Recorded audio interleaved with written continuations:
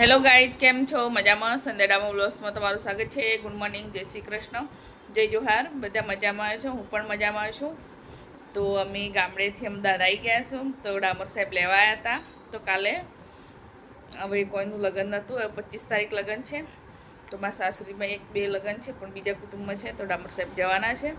તો અમને લેવા આવ્યા, તો અમને આવી ગયા. તો ગાડીમાંથી સામાન બધું બાકી છે. કપડાના થેલા લાવ્યા છે. અને ડુંગળી લસણ બફાઈ જાય એટલે એ કાઢી લાવ્યા છું. અને લસણ છે, આ છે ડુંગળી છે, અને આમાં બી ડુંગળી જ છે. 3 કટ્ટા ઘઉં લાવ્યા છે. તો બીજું બધું ઘઉંના કટ્ટા નીચે. તો આર્યન ઊંઘેલો હતો એટલે ડામોર સાહેબને જેટલું લવાય એટલું લઈ લીધું. બીજું બધું બાકી જ છે. તો આર્યન પછી લઈ આવશે બધા કટ્ટા ઘઉંના. સુરબીન બંને થઈ. સુરબી દરવાજો ખેતી રાખશે લિફ્ટનો, આર્યન લઈ આવશે.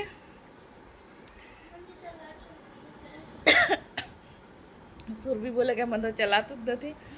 તો બધા કટ્ટા લેવાના બાકી છે. તો લસણ કાઢીને મૂકી દઈએ હવે. તો પછી કોથળામાં તો બફાઈ જાય. તો હવે કામ લાગી જઈએ. ગાય આમાં છે ને ડુંગળી ભરીને મૂકવાનું છે. તો આખું વરસ એમને એમ જ રહેશે. આમાં હવા ઉજાસ રહે. તો જાળીવાળી ટોપલી છે એટલે. તો આમાં છે ને ડુંગળી ભરીને મૂકી દેવાની. તો દિવાળી શિયાળા સુધી રહેશે એવી ને એવી જ, બગડે જ નહીં. એસીવાળા રૂમમાં રાખું છું. તો ડુંગળી મારે બગડતી જ નથી. બધી છે એવી ને એવી જ રહેશે. હજી લાવવાની છે, ઘરે છે બીજી. તો આટલી લાવ્યા છું. આખું ચોમાસું ખાવાની, અડધો શિયાળો ખાવાનું, પછી પૂરી થશે. લસણ તો બીજું લસણ આવી જાય ત્યાં સુધી ચાલ્યા કરશે અમારે. તો જેટલું ખવાય એટલું લાવીશું. બીજું રહેવા દીધું છે ગામડે. હેલો ગાઈઝ, તો ક્યારની ડુંગળી ભરતી હતી. ડુંગળી તો બધી ટોપલીમાં ભરી લીધી છે. પછી એ સ્ટેન્ડમાં ભરી છે. તો તમને બતાવું કઈ રીતે હું બધું રાખું છું આખા વર્ષનું સંગ્રહ કરીને. જો આ રીતે મૂકી છે. આ તો ડુંગળી તો ઉપયોગમાં લેવાઈ જશે જલ્દી. તો આ છે જલ્દીના ઉપયોગ લેવાય એટલે આ છે. એસીવાળા રૂમમાં મૂકી દેવાની. તિજોરી છે, તિજોરી ઉપર. એટલે એક ડુંગળી ના બગડે હતી એવી ને એવી જ રહેશે. કેમ કે એસીવાળા રૂમમાં ઠંડુ રહે ને, દિવસે એસી ચાલુ થાય, રાત્રે બી ચાલુ થાય, એટલે એકદમ ઠંડી રહે. પંખો બી ચાલુ હોય ત્યાં ઊંઘતા હોય એટલે એક બી ડુંગળી નહીં બગડતી. હર સાલ મારે એવી ને એવી જ રહે બધી.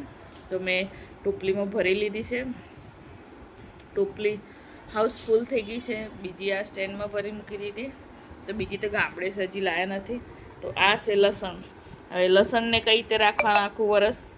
તો આ માટલામાં ભરી દેવાનું. માટલામાં છે ચૂલાની રાખ છે. જો તો રાખ છે. તો આમ લસણ સંગ્રહ કરવા માટે, બગડે નહીં એના માટે બધું આમ ભરી દેવાનું અંદર. તો આ લસણ બગડે જ નહીં. આ બી એસીવાળા રૂમમાં જ મૂકી દેવાનું. તો આખું રસ એવું ને એવું જ રહેશે. લસણ પોછું નથી પડતું. આ રહ્યું લસણ આખા વરસનું છે. બીજું બધું બિયારણ માટે મૂકીને આવી. અમે જાતે જ રોપીને આવ્યા હતા. તો કેટલું સરસ બેઠું છે, મોટું મોટું. મેં સુરભી આર્યના, સુરભી તો નથી આવી, ઊંઘેલી હતી. અમે આર્યને 2 જણ વહેલા 6 વાગે જઈને રોપી લીધું હતું. તડકો લાગે એમ કરી સવારમાં વહેલા ઉઠી ગયા હતા. અમે આર્યને 2 જણને, આર્યને સોહડા કીધા, મેં રોપ્યું. તો બંને મા દીકરાને બંને રોપી દીધું. રોપીને પછી ઘરે આવ્યા. તો પછી અમદાવાદ આવતા રહ્યા.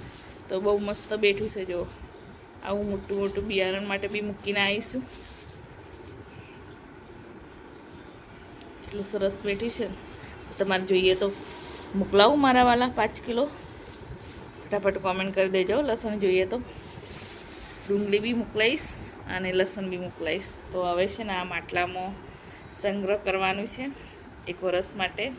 તો એવું ને એવું જ રહેશે. તો માટલામાં ભરી રહીએ. તમને ગમે તો લાઈક, કોમેન્ટ, શેર કરજો. આમાં ઉઠીને કચરા પોતું કરેલું શું કામનું, જો ગંદુ થઈ ગયું બધું આ કરતાં કરતાં. તો હવે છે ને આ લસણ પછી ભરું. મેં લાગી છે ભૂખ. આજે આર્યન બનાવી દીધી છે, વઘારી દીધી. આ બધું કરવા રહી. એમાં આર્યન કેમ ખીચડી બનાવી દો મમ્મી. તો આર્યને ખીચડી બનાવી દીધી છે. તો ખાઈ લઈએ, પહેલાં જમી લઈએ. તો આ તો વાર લાગશે. અંદર ગોઠવીને ભરવાનું, જે તે ના ભરવાનું હોય. એટલે પહેલાં જમી લઈએ પછી કરું. ગાઈઝ અમારા આર્યનને ખીચડી બનાવી છે. આજે જેવી બનાવી છે એવી આંખો બંધ કરીને ખાઈ લેવાનું. હું તો કામ ઉપર પડી હતી. સરસ જ બનાવી હશે. આર્યનને બનાવી છે એટલે. આર્યન આમ તો જો, આર્યન હસતો કરો.